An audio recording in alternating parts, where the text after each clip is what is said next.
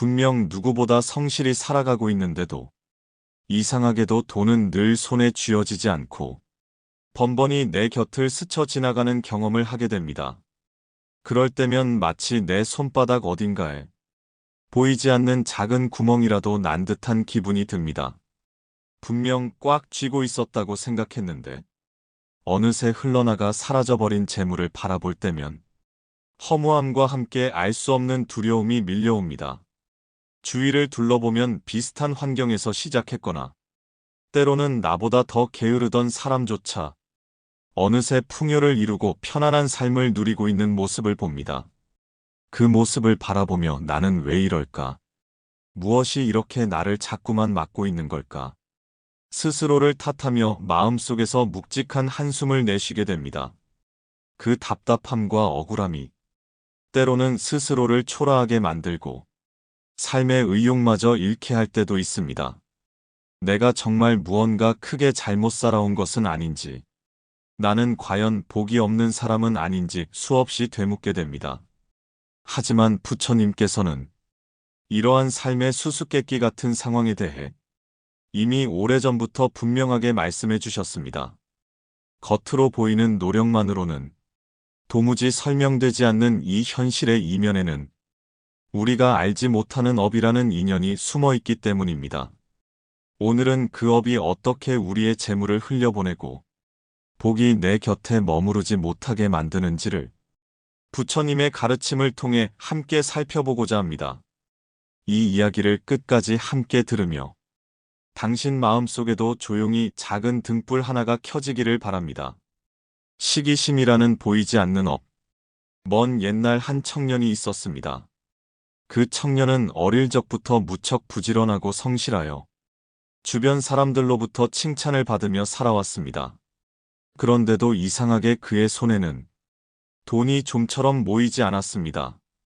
분명 누구보다 열심히 일했는데 일이 끝나고 돌아오면 손에 쥔 것은 고단함뿐이었습니다. 청년은 그것이 늘 마음에 걸렸습니다. 나는 이렇게 뼈 빠지게 노력하는데 왜 돈은 항상 모자라기만 할까? 왜 내 주머니에는 늘 바람만 지나가는 걸까? 밤이 되면 그 의문이 더욱 커져 잠 못 이루고 뒤척이는 날이 많았습니다. 청년은 지푸라기라도 잡는 심정으로 부처님을 찾아가 고개를 깊이 숙이며 물었습니다. 부처님, 저는 정말 부지런히 일해왔습니다. 남들보다 더 열심히 살았다고 자부합니다. 그런데도 제 손에는 돈이 모이지 않고 늘 허기진 마음으로 살아가고 있습니다. 이것은 제가 복이 없는 탓입니까? 부처님은 조용히 청년을 바라보았습니다. 그리고 부드러운 목소리로 이렇게 물었습니다. 너는 혹시 남이 잘 되는 것을 시기하거나 남의 것을 부러워해 본 적이 있느냐? 그 질문에 청년은 아무 대답도 하지 못했습니다. 머릿속에는 친구가 장사를 시작해 단숨에 돈을 벌었을 때 몰래 속이 쓰라렸던 기억이 떠올랐습니다.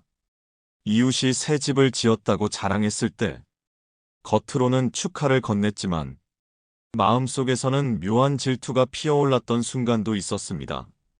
부처님은 청년의 표정을 가만히 살핀 뒤 조용히 말씀하셨습니다. 시기심은 내 마음속에서 조용히 업을 만들어낸다. 남이 가진 것을 진심으로 기뻐하지 못하고 내 것만 채우려 하면 그 마음은 곧 복을 담는 그릇에 작은 구멍을 낸다. 그래서 내가 아무리 돈을 담아도 그 구멍으로 서서히 흘러나가 결국 아무것도 남지 않게 되는 것이다. 청년은 그제야 자신이 지금껏 품어온 마음을 부끄럽게 돌아보았습니다. 겉으로는 착하게 살았다고 생각했지만 속으로는 늘 남과 자신을 비교하며 질투와 허망함에 젖어 있었던 것입니다. 부처님은 청년에게 작게 웃으며 다시 말씀하셨습니다. 남의 복을 함께 기뻐하라. 그러면 너의 마음은 점점 더 넓어지고 그릇도 깊어져 복이 머무르기를 좋아하게 될 것이다. 청년은 그날 이후 마을에서 들려오는 좋은 소식마다 진심을 다해 함께 기뻐하기 시작했습니다.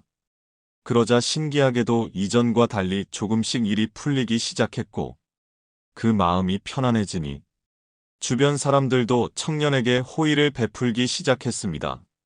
복은 그렇게 마음속 시기심을 털어낼 때 비로소 조용히 머물 자리를 찾게 되는 것이었습니다. 베풀 줄 모르는 마음이 만드는 업. 또 한 번은 한 장사꾼이 부처님을 찾아왔습니다. 그는 꽤 넉넉하게 살아가는 사람이었지만 마음속에는 늘 알 수 없는 불안이 자리하고 있었습니다. 부처님, 저는 돈을 벌긴 했지만 이상하게도 그 돈이 제 마음을 편안하게 해주지 못합니다. 항상 누군가 훔쳐갈까, 어디선가 잃어버릴까 불안하여 밤에도 깊이 잠들지 못합니다. 이것은 어째서입니까? 부처님은 장사꾼을 바라보며 조용히 물었습니다. 너는 네가 번 돈으로 언제 남을 도운 적이 있느냐? 장사꾼은 난감한 표정을 지었습니다. 부처님, 저는 그동안 열심히 벌어 제 가족을 먹여 살리고 집을 짓는 데 썼습니다. 남을 도운 적은 솔직히 말씀드리면 없습니다. 부처님은 잠시 눈을 감으셨다가 천천히 말씀을 이으셨습니다. 돈은 머물 곳을 스스로 찾는다.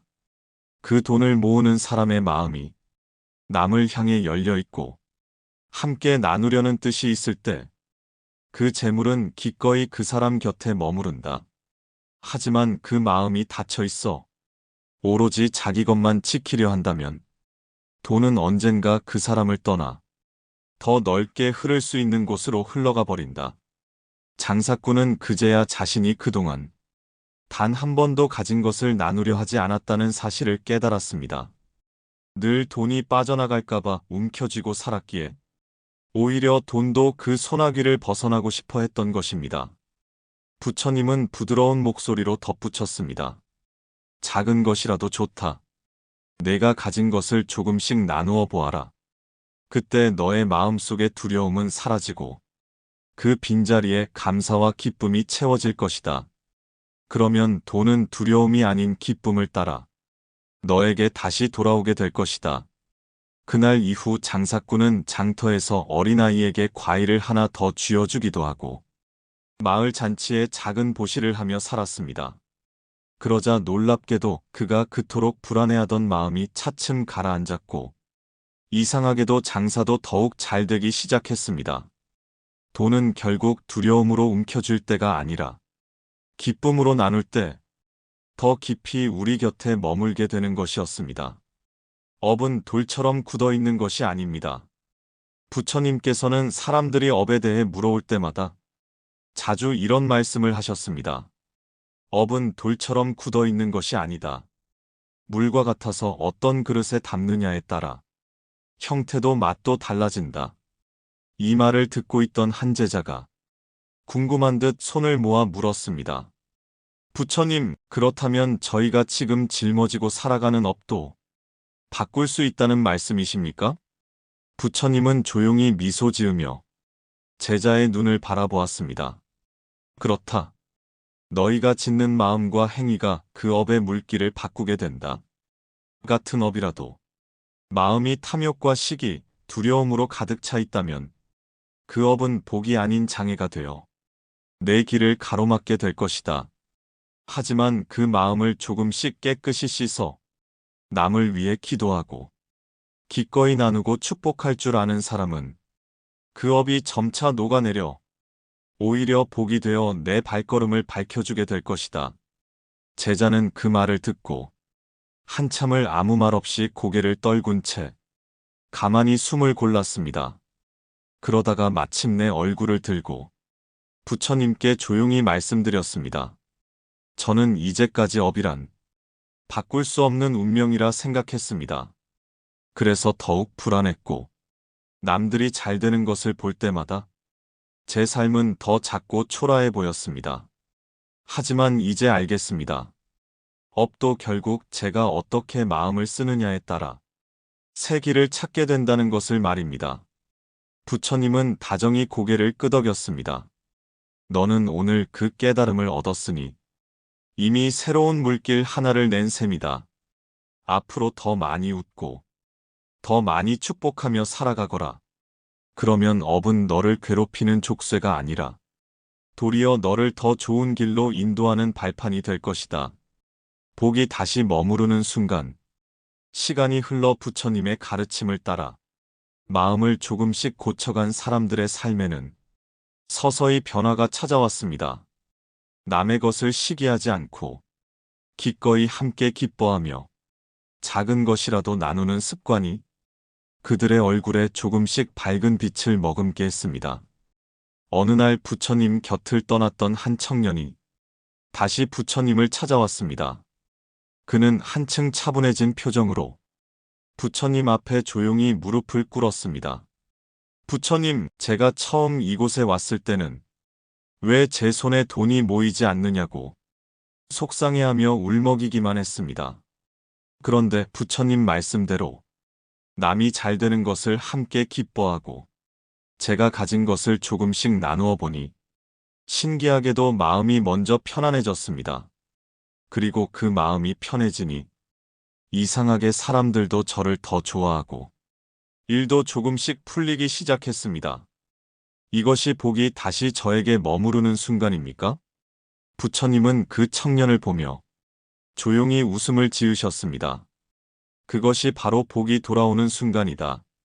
사람들은 늘 겉으로만 보이는 돈을 붙잡으려 애쓰지만 사실 복은 마음에 깃드는 것이다. 내 마음이 넉넉해지고 기꺼이 나누고자 하는 마음을 품었을 때 복은 비로소 그곳에 머물고 싶어 한다. 청년은 그 말을 듣고 감격스러운 듯 두 손을 모아 가슴에 대었습니다. 그리고 조용히 눈을 감고 긴 숨을 내쉬었습니다. 그의 얼굴에는 이전과는 다른 평화로운 빛이 깃들어 있었습니다. 더 이상 두려움과 조급함에 쫓기지 않는 사람만이 진짜 부자가 된다는 것을 그는 그제야 깨닫게 된 것입니다.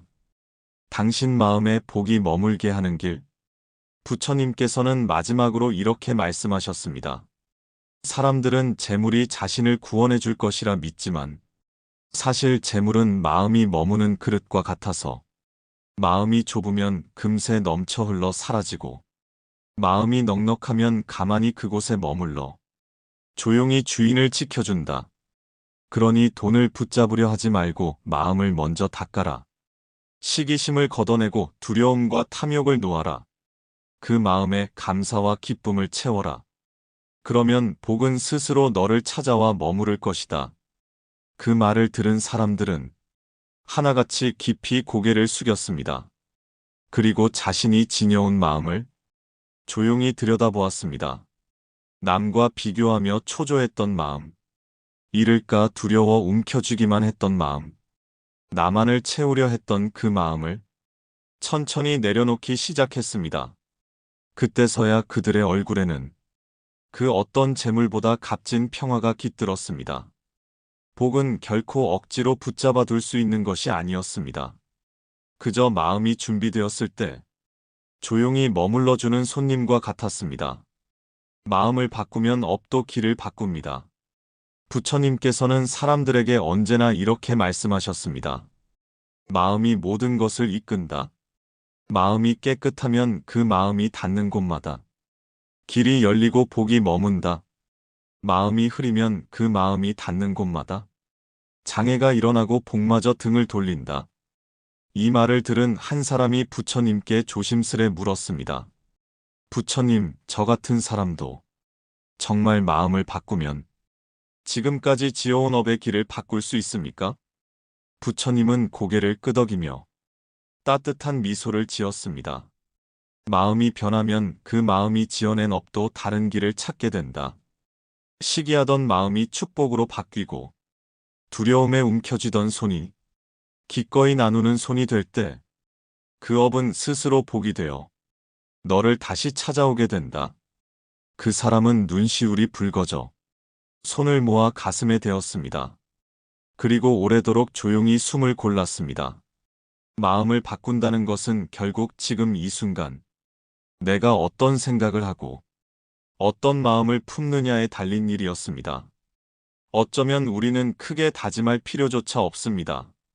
오늘 하루 조금 더 기뻐해주고 조금 더 축복해주며 조금 더 나누고자 하는 마음만 내면 그것으로 이미 오래 묵은 업은 새로운 길을 찾아 흐르기 시작합니다. 지금 마음 머무는 곳을 구독하고 다음 말씀도 함께 들어보세요.